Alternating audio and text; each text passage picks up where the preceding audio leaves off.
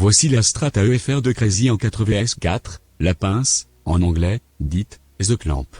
L'altitude minimum 500 mètres, et maximum 2000 mètres. C'est une stratégie agressive.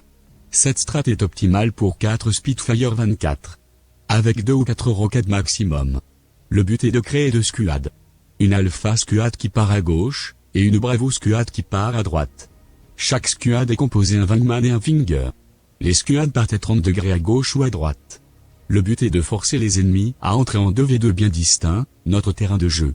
Si les ennemis ne se séparent pas, ouvrés à mort, ils vont finir par se diviser. On attaque comme une pince, qu'on ouvre et qu'on ferme brusquement en même temps. Le rôle du wingman est simple, il dirige le 2v2, et choisit l'attaque du squad.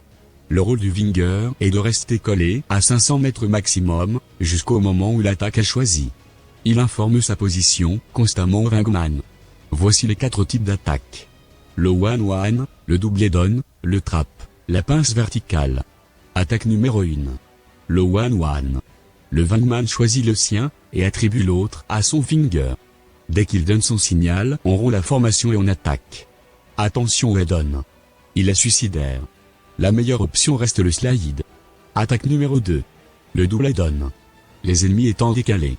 On choisit le plus près. On se sépare et on attaque comme une pince horizontale. L'ennemi va en choisir un, en head-on. Ce pilote doit esquiver pour aller chercher le deuxième ennemi. Notre autre pilote continue et finit le premier avion, grâce à l'attaque latérale. Une fois l'ennemi abattu, il plonge au sol. Attaque numéro 3. Le trap. Il se joue comme le one-one. Sauf que le pilote se place en face de l'avion du coéquipier. Au signal du wingman, il change de cible brusquement. Si les ennemis volent à côté de l'autre. Cette technique est infaillible. Attaque numéro 4. La pince verticale. Elle sert à éviter le head-on. Le winger descend à 500 mètres. Gaz à fond. Attention aux ailes. Il remontera sur l'ennemi qui engage le wingman. Et inversement, le wingman monte à 2000 mètres. Et devra sur l'ennemi qui engage le finger. C'est une belle attaque surprise. Information générale. Le capitaine R a toujours raison. Respectez votre rôle à fond. N'hésitez pas à lâcher les roquettes, en dogfight. N'oubliez pas de demander la couleur des fumées. Elles sont normalement ailes jaunes. Ou ailes bleues. En dogfight, si vous êtes avantagé sur l'ennemi de votre coéquipier. Dites switch. Une fois le côté nettoyé, donnez l'information à l'autre squad.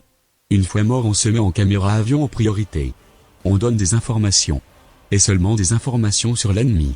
Une fois le ciel nettoyé, le capitaine R informe le capitaine sol.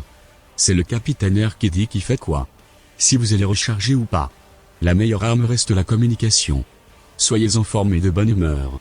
En 2v2, si on ne communique pas, on est mort. Encouragez toujours un coéquipier qui ne touche pas. Un jour ça sera votre tour, ça vous fera plaisir. Si votre coéquipier meurt, c'est de votre faute. Bref, vous êtes pilote AEFR, vous faites partie des meilleurs pilotes du jeu. Exemple, comportez-vous comme tel.